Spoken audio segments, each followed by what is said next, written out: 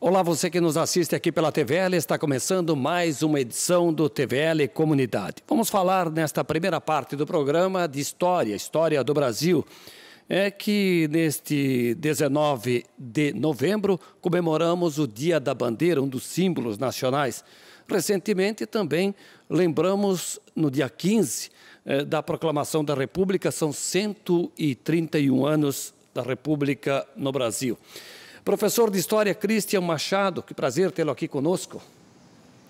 Muito feliz de estar aqui de novo falando contigo, Vinoso. Então, professor, vamos começar com o Dia da Bandeira, a importância desse símbolo nacional.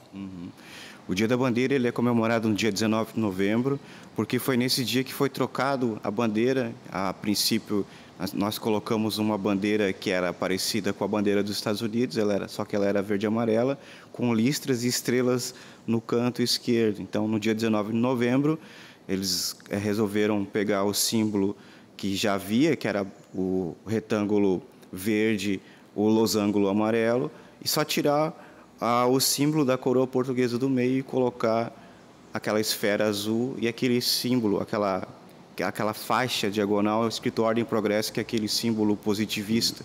Isso no dia 19 de novembro de 1889, com aquelas 21 estrelas na época, que representavam cada um estado.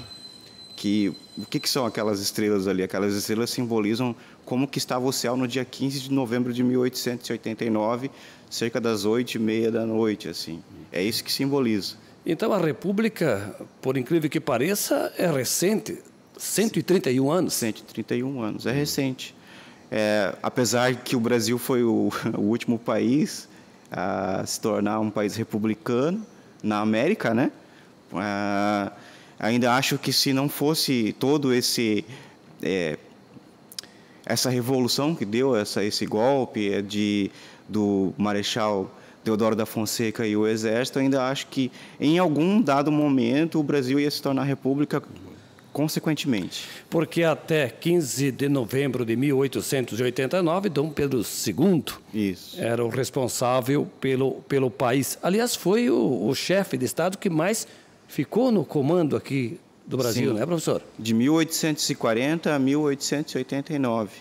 Ele ficou no poder com 4 poderes, né? Ele tinha, além do executivo, legislativo e judiciário, ele tinha um poder específico que era o poder moderador, né?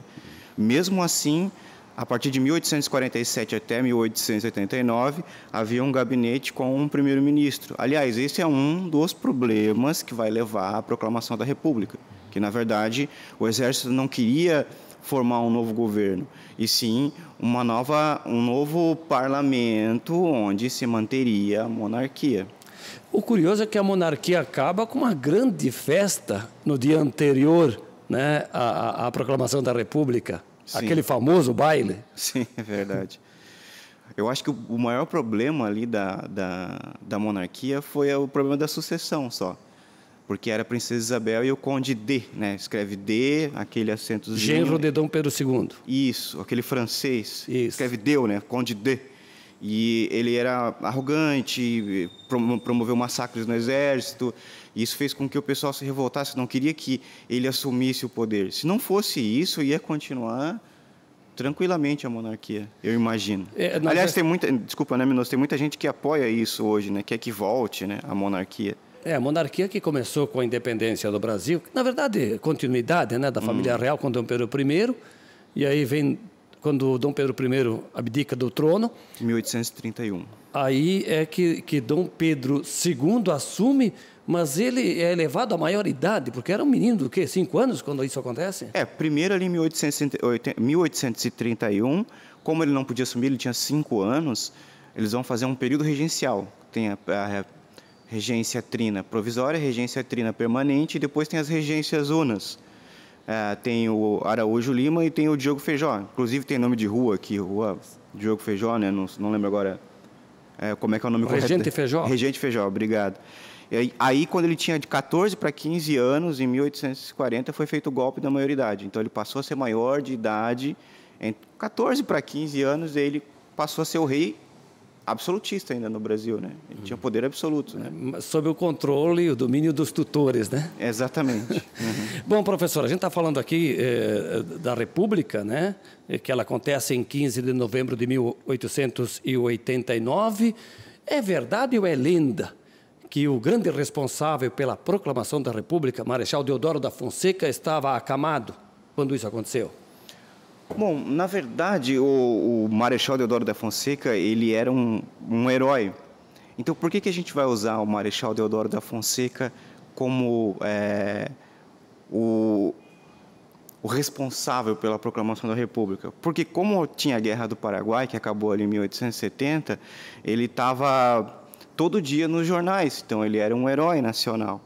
Então, vamos usar ele, doente ou não, vamos usar ele já que ele é um símbolo. Seria a mesma coisa que pegar hoje, quem seria o político mais famoso no momento? Vamos pegar o Bolsonaro e vamos usar ele para fazer uma nova forma de governo, supondo que ele fosse só do exército, não fosse político, mesmo levando uma facada. Então, vamos usar ele, independente se ele está doente ou não. E o curioso é que não houve, naquele momento da proclamação, nenhum tiro, né? Não. Como é que foi dito, o povo assistiu tudo bestializado. Né? Porque não sabia nem o que estava acontecendo. Aqui em Santa Catarina, por exemplo, demorou-se um mês para saber que o Brasil era uma república. A gente ficou sabendo só um mês depois. A propósito, são parentes, professor, o senhor me confirma, ou não, o nome que se dá a Florianópolis tem a ver com Floriano Peixoto. Com Floriano Peixoto. Florianópolis. Florianópolis, por causa no tempo que ele era presidente do Brasil, porque ele foi o primeiro vice-presidente, o Floriano Peixoto, né? Como o Marechal Deodoro da Fonseca, ele abdicou, saiu, né? Renunciou, é a palavra correta. Então ele assumiu como presidente. Mas houve revoltas que terminaram aqui em Desterro. Então, para homenagear a vitória dele aqui em Desterro, ele disse: essa cidade terá o meu nome. Não obstante, os moradores de Florianópolis às vezes querem voltar ao nome porque não deixa de ser uma vergonha imposta por causa do Floriano. Sim, tem a ver com ele. O Hermes da Fonseca era homem do Exército, né, de São Gabriel, gaúcho de São Gabriel, né? Foi o primeiro, então, presidente da República? O primeiro presidente da República de forma provisória foi o Marechal Deodoro da Fonseca. Sim. Aí, em 1891, com a primeira Constituição Republicana, foi eleito o Marechal Deodoro da Fonseca, que ficou alguns meses. O vice-presidente era o Floriano Peixoto. Ele não poderia assumir porque, segundo essa Constituição, ele deveria estar pelo menos 2 anos, o Marechal Deodoro da Fonseca, ele deveria ser 2 anos vice-presidente. Aí sim, depois tem uma eleição onde é eleito. Bom, foi uma revolta, entre aspas, né, que resultou, né, no fim da monarquia para a República. Foi uma ação militar. Foi uma ação militar e consequência da perda de poder dos cafeicultores, porque eles tinham acabado com a escravidão totalmente ali em 1888, e isso os prejudicou demais, aí juntando com a questão militar, então foi 2 toques para... E a família real foi embora? Foi para a França. Tanto que o Dom Pedro II ele foi recebido com honrarias na França. Quando ele faleceu, ele recebeu várias homenagens, porque ele era uma pessoa conhecidíssima fora do Brasil, ele era um homem extremamente inteligente, conhecido de vários escritores e várias pessoas bem famosas na época. Bom, nós falamos aqui sobre a proclamação da República em 15 de novembro de 1889, nós comemoramos agora recentemente, portanto, 131 anos do Brasil República, e falamos no início dessa entrevista sobre o Dia da Bandeira. Tem o hino da bandeira, né? Salve, sim, lindo pendão. Recebe o afeto que se encerra em nosso peito juvenil, querido símbolo da terra, da amada terra do Brasil. Saudade de cantar isso na escola. Na nossa geração se cantava muito o hino nacional, o hino da bandeira, né? Me senti muito velho agora, Minuto. O hino nacional foi através de concurso, música e letra. O hino da bandeira também? O hino da bandeira foi composto por Olavo Bilac e foi colocado a partir de 1906. Mas foi um concurso ou Olavo Bilac escreveu e foi Ele escreveu escolhido? E foi disponibilizado. Diferente, então, do hino nacional. Isso. Agora, o senhor falava da bandeira, que aí na monarquia tinha o brasão da família real e depois ele é substituído. Isso. Né? E as cores, professor? O verde simboliza a casa do Habsburgo, da França, da Áustria, né? É a família da imperatriz. O amarelo significa os Bragança e Bourbon, que é a família do Dom Pedro I, Dom João VI, Dom Pedro I, Dom Pedro II.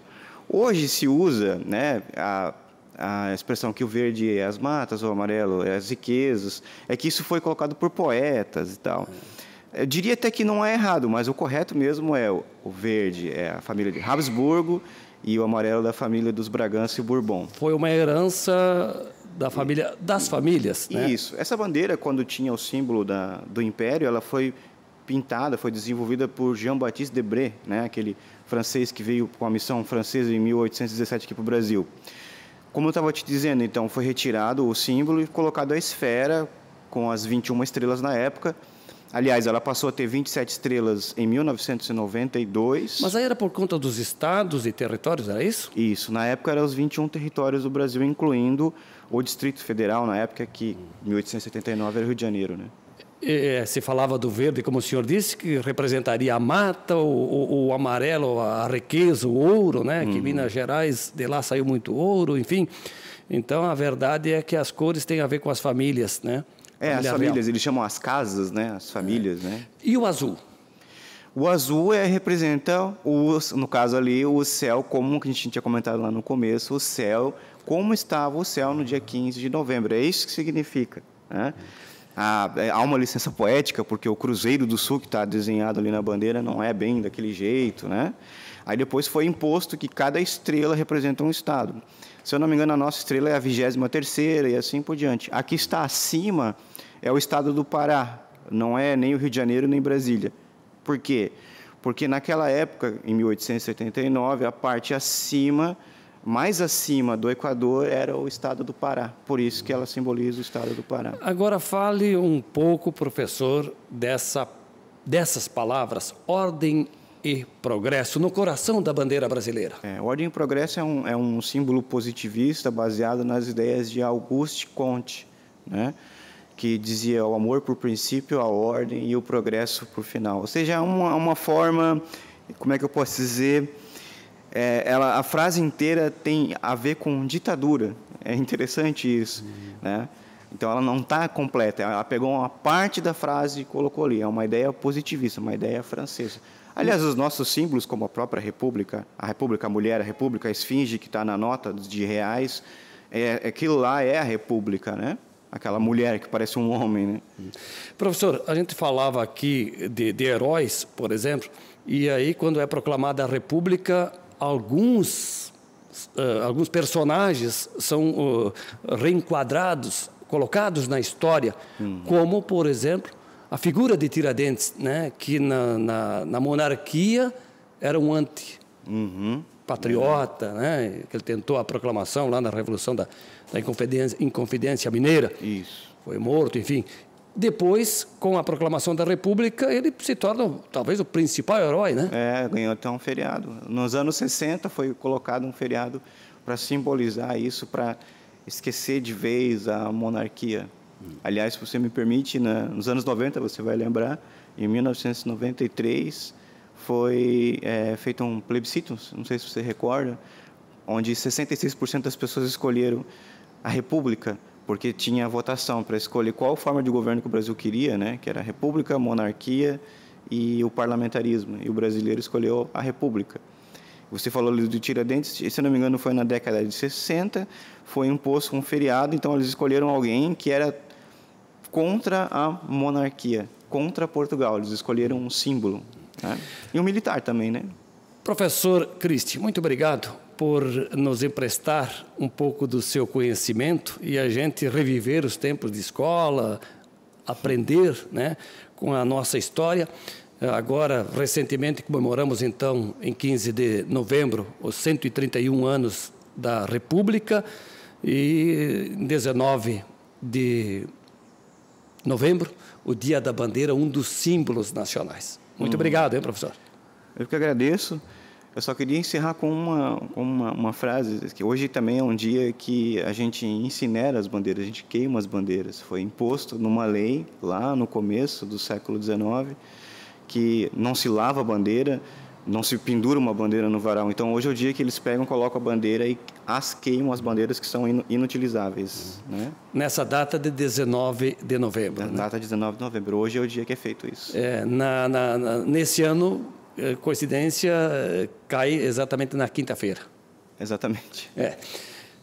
Christian Machado, professor de História, foi o nosso entrevistado aqui no TVL Comunidade, que faz um breve intervalo. Fique ligado, porque em seguida vamos falar do diabetes, uma doença silenciosa que precisa de diagnóstico em tempo. Fique ligado, logo, logo estaremos de volta. Até já.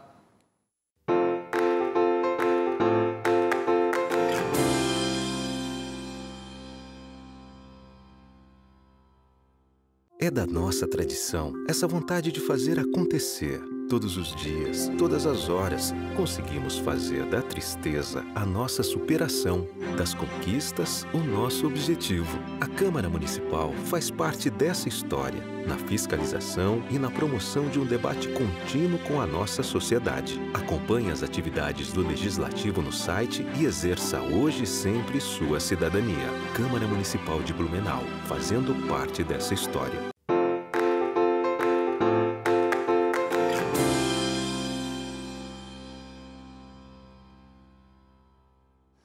Estamos de volta na sequência aqui pela TV Legislativa do TVL Comunidade. Minha entrevistada agora é a doutora Sheila Piccoli, médica endocrinologista. Agora, no dia 14, foi lembrado o Dia Mundial do Diabetes. Novembro Azul é de prevenção às doenças da próstata, mas também do diabetes. Doutora Sheila, prazer tê-la aqui conosco. Muito obrigada. Exatamente, no dia 14 de novembro, agora recente, é comemorado, né, o Dia de Conscientização do Diabetes. E a cor do diabetes escolhida também é o azul. Então, nada melhor do que já estamos no mês do Novembro Azul, vamos continuar com essa cor, né? A Federação Internacional de Diabetes, junto com a Organização Mundial de Saúde, criaram lá em 1991 essa data. É uma data de conscientização, de programas, né? Para que haja esse entendimento de prevenção. Porque é uma doença silenciosa, né, doutora? Muito silenciosa. Os sintomas são muito pequenos, muito inespecíficos. Então, o paciente às vezes tem por anos a doença e não sabe. Tá? O paciente pode sentir coisas como um pouco mais de cansaço, sentir a sensação de boca seca, fazer xixi em maior quantidade, ter uma perda de peso, e às vezes até é bom perder peso. Não nessa questão, né? Não quando se tem uma doença por trás. Então, esses sintomas às vezes demoram anos para sentir e anos para o paciente procurar auxílio realmente. E os números de doentes no mundo são elevadíssimos. Eu vi uma estatística agora, recente, de que cerca de 250 milhões de pessoas no mundo têm diabetes. E aqui no Brasil estima-se 13 milhões. Isso é o equivalente na população adulta a em torno de 9% da população. É muita gente, né? Isso estimativo. Tá? Essa doença, o diabetes, atinge mais homens ou mulheres? É bem dividido, né? A gente tem quase metade. Então, geralmente, quem são os mais acometidos? Quem tem mais chance de desenvolver o diabetes? São pessoas já de meia idade, para idosos, são pessoas acima do peso, sedentários, muitas vezes têm outras doenças associadas, né? A própria obesidade, hipertensão, o que nós chamamos de síndrome metabólica, né? Pressão alta, dislipidemia, problemas de colesterol alto, essa cintura aumentada, né? Relacionada à obesidade, pressão também. A gordura abdominal? Exatamente, aquela gordura na região da cintura, que é uma gordura que traz mais consequências piores para o organismo, né? Aumenta a chance de problemas cardiovasculares e vai piorar também, aumentar a chance do diabetes. Doutora Sheila Piccoli, quais são os principais tipos de diabetes? Nós dividimos o diabetes, assim, os mais característicos, né? No tipo 1, que é o tipo da criança, do jovem, e no diabetes tipo 2, que é o tipo do adulto. Existem, sim, outras formas, mas mais raras, pouco incomuns, né? O tipo 1, que é o tipo da criança, ela desenvolve, especialmente, né, nas crianças perto dos 6 anos ou nos adolescentes, não é causado, olha que interessante, não é causado pelo excesso de peso. Na verdade, é uma criança que já tem uma predisposição a ter essa doença autoimune, né? O próprio corpo acaba atacando o pâncreas, que é o órgão que produz a insulina. A insulina é necessária para normalizar a glicose, o açúcar do sangue, quando nós nos alimentamos. Então, essas crianças, adolescentes, acabam sofrendo um ataque autoimune, tem o seu pâncreas atacado, não produz mais a insulina, e aí não consegue mais controlar a glicose corretamente. Aí está a explicação por que da reposição de insulina. Exatamente. Quem tem o diabetes tipo 1 não tem outro comprimido, outra medicação que não a insulina. Então, a insulina ela é vital para o nosso organismo. Se não é produzida, precisa dessas aplicações. Essa aplicação na barriga... Isso. Às vezes o próprio paciente faz a aplicação. Exato. Na verdade, nós ensinamos os pacientes a fazer essa aplicação. Quando são muito novinhos, os pais, os responsáveis acabam fazendo. Mas os adultos têm que fazer, porque essa aplicação ocorre diariamente. Para alguns desses pacientes, tem que fazer 4, 5 aplicações por dia. Então, ele precisa aprender. Então, tem a questão do diabetes tipo 1, né? Isso. Que é mais na infância, na adolescência. Exato. E o tipo 2, que atinge as pessoas de meia idade, dali para cima. Isso. Na verdade, a partir dos 30 anos já é comum. E tem, como comentamos, né? Tem aumentado muito esses números. Por razões que nós conhecemos, né? Aumento da obesidade no mundo inteiro, sedentarismo, nós estamos cada vez mais parados e a expectativa de vida também está aumentando. Então, nós temos fatores que aumentam a prevalência, né? A quantidade de pessoas com diabetes no mundo. Doutora Sheila, o diabetes tipo 2 é mais comum do que o tipo 1? Sim, 95% de todos os diabéticos vão ter o diabetes tipo 2. Em torno de 5 a 10% vão ter esse diabetes tipo 1. Tem alguma coisa a ver com genética, não? Também. Sim, a história familiar é muito importante. Então, aquelas pessoas que já têm pais, tios, irmãos com diabetes estão em maior risco de desenvolver o diabetes. E aí também vale a lembrança, por exemplo, mulheres que tiveram diabetes na gestação. Também estão em risco de desenvolver. Diabetes gestacional, né? Isso mesmo. Então, estão em risco essas mulheres, depois que passa a gestação, geralmente esse diabetes gestacional acaba, mas elas estão em risco de desenvolver o diabetes nos próximos anos. Daí a necessidade, né, do acompanhamento, de exames e de cuidados, porque o diabetes ele pode ser prevenido. Como? Como? Então, nós podemos prevenir o diabetes mantendo um peso saudável, tendo uma alimentação equilibrada, né, evitar o excesso de doces, evitar o excesso de carboidratos, porque mesmo salgado, pão, massa, arroz, batata, é salgado, certo? Mas se transforma em glicose, se transforma em açúcar dentro do nosso corpo. Aumenta as taxas de glicose. Então, quando a gente tem uma alimentação desbalanceada, excesso de peso, o corpo já vê dificuldades em equilibrar essa glicose.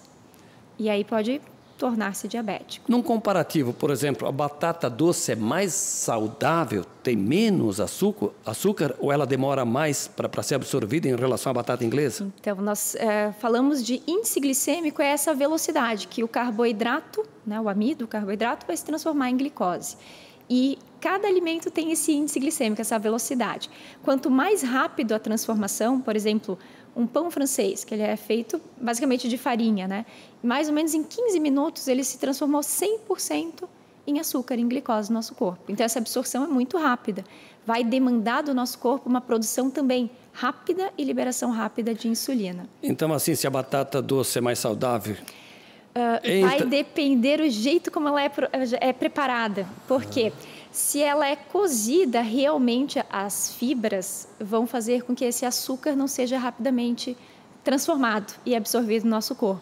Agora, se ela é assada, ela fica muito parecida, essa velocidade muito parecida com a batata inglesa. Então, esse cuidado nós temos que ter. Porque, às vezes, o paciente chega no consultório e fala: "Ih, troquei minha batata inglesa pela batata doce e agora está tudo resolvido, né, doutora?" Não é bem assim. A gente vai ter que ver quantidade, né, que o paciente está comendo e a forma do preparo. Então, quanto mais, vamos dizer, in natura, né, in natura o produto, quanto menos seu cozimento, quanto mais fibra tiver, melhor vai ser, né? essa transformação da glicose. É isso, a senhora falou do pãozinho francês, aí vale também para massas. Perfeito. Massas. Uma polenta talvez seja mais saudável. Então, cada alimento vai ter essa transformação. E é interessante que de pessoa para pessoa isso também varia um pouco. Hoje em dia nós depende temos de cada organismo? Mais ou menos de cada organismo, o jeito que é absorvido. Então, nós conseguimos ver essa individualidade. O que é saudável? Frutas, verduras? São alimentos saudáveis, mas olha que interessante, frutas é saudável, certo? E a frutose? O doce da fruta? Exatamente. Nós temos que lembrar disso, né? As frutas são doces, naturalmente. E esse açúcar natural, a frutose, vai elevar a nossa glicose também. Então, nós recomendamos para os pacientes que têm diabetes um consumo moderado das frutas, no máximo 3 por dia, equilibradas, bem divididas ao longo do dia. Junto com o endocrinologista, junto com o nutricionista, é montado um cardápio equilibrado. Então, quem tem diabetes não pode exagerar nas frutas. Tem todo um regramento alimentar, Tem todo um cuidado, né? Nós sabemos que algumas frutas vão ter mais ou menos quantidade de frutose, mas, de qualquer forma, nada vai ser em exagero, certo? Os vegetais, daí sim, vão ter maior quantidade de fibras, vão ter menor quantidade, né, de carboidrato, mas nós sabemos, por exemplo, cenoura, beterraba, vão ter uma quantidade um pouquinho maior. Então, vão ter que ser consumidos em menor quantidade. Já os folhosos, rúcula, alface, vão ter quantidades muito pequenas, estão mais liberados. Mas para cada paciente vai ter que ser bem individualizado, nós vamos ter um cuidado especial para equilibrar, certo? Além do cuidado com a alimentação, também se faz necessário a atividade física que a senhora lembrou antes e gostaria que fosse reforçado esse item. Né? Exato. É muito importante porque a gente fala muito de usar as medicações, cuidar da alimentação, mas o sedentarismo também faz o nosso corpo ficar cada vez mais preguiçoso, manejar pior essa glicose. Toda vez que nós fazemos qualquer tipo de exercício, o que acontece? O músculo vai precisar de mais energia. Ele vai pegar a glicose do sangue e injetar no músculo para ter um combustível. Doutora Sheila, tratamentos. Nós temos novidades, a medicina evolui para tratar dessa doença? Felizmente, sim. Tá? É uma área que está em constante evolução, que nós precisamos estar sempre atualizados, né, com medicações. Então, a cada ano nós conseguimos ver medicações novas, menores efeitos adversos desses remédios, de uma tomada, né, tomada de medicação cada vez mais fácil, às vezes toma só uma vez ao dia.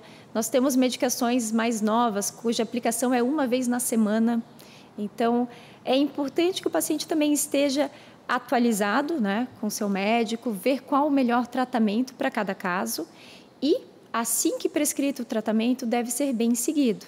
Eu vejo muitos pacientes, às vezes, querendo buscar o melhor tratamento, recebe a receita, mas não consegue fazer adequadamente. Porque o diabetes leva a outras doenças também, né? Leva a suas complicações, né? É importante lembrar que o diabetes é para o resto da vida. A gente não fala em cura do diabetes, nós podemos falar em remissão, em conseguir controlar o diabetes sem a necessidade de remédio, mas nós não temos cura. Então, é uma doença crônica, uma doença que vai ser para o resto da vida. O paciente tem que ter essa noção e esses cuidados.